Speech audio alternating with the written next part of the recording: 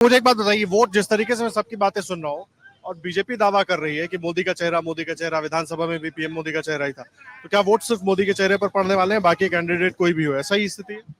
Sir दो चीज है इसमें। मोदी चेहरा नो डाउट पूरे विश्व में हमारे नेता हैं वो एकदम से फेमस हैं, और फैसला लेने का उनका जो पावर है वो किसी के पास नहीं है, चाहे वो भाजपा हो चाहे कांग्रेस हो कोई भी हो, उनका जो पावर वो अलग ही है, निराला है।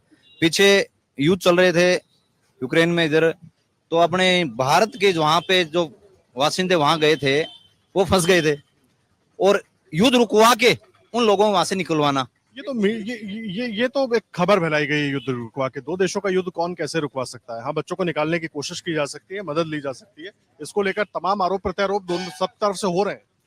सर आप ही के द्वारा आप चलाई गई न्यूज हम देख रहे थे, उसमें एक तिरंगा लेके लड़के वहां से निकल रहे हैं, एक भारत का तिरंगा देख के उन पे कोई अटैक नहीं कर रहा है, इससे बड़ी बात क्या हो सकती है? वहां पे त्राई मची हुई है, एक आदमी सेफ जोन में जा रहा है तिरंगा लेके, बहुत बड़ी चीज है सर ये। दूसरी बात, यहाँ मेरे चूरू की बात रही, झाझड़िया जी ने अपने हर नुक्कड़ सभा में अपने नामांकन रैली में एक बात बोली थी कि पीने के लिए पानी नहीं, मैं खूड पानी पहुंचाने की कोशिश करूंगा। खूड का मतलब यहाँ पे है कि जमीन जो बोने वाली जमीन है धरती का, आज तक किसी ने ये चीज नहीं कही। दूसरी चीज, अपन बात कर रहे थे रेलवेज की, भारत का एक मात्र जंक्शन ऐसा बन रहा है कि यहाँ से हर पूरे भारत में घूमने के लिए कनेक्टिविटी यहाँ से बन रही है, इसका काम हो भी रहा है, चल भी रहा है, पीछे नहीं हुआ। अभी पीछे योजनाएं थी बाहर जोड़ो में, रोड में भी एक हाईवे, नया हाईवे मिला है हमें, उसका अभी पीछे वो जमीन उसको देखा है कि वहां से चांके गए, कहां से निकलेगी वो।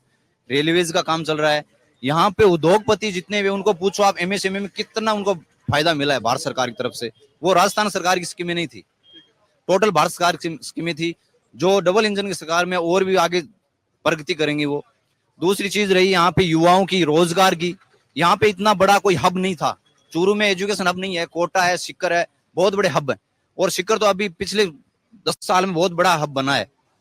हमारे कैंडिडेट का एक ही ध्येय है कि चूरू भी वो हब क्यों नहीं बन सकता, चूरू में क्या कमी है?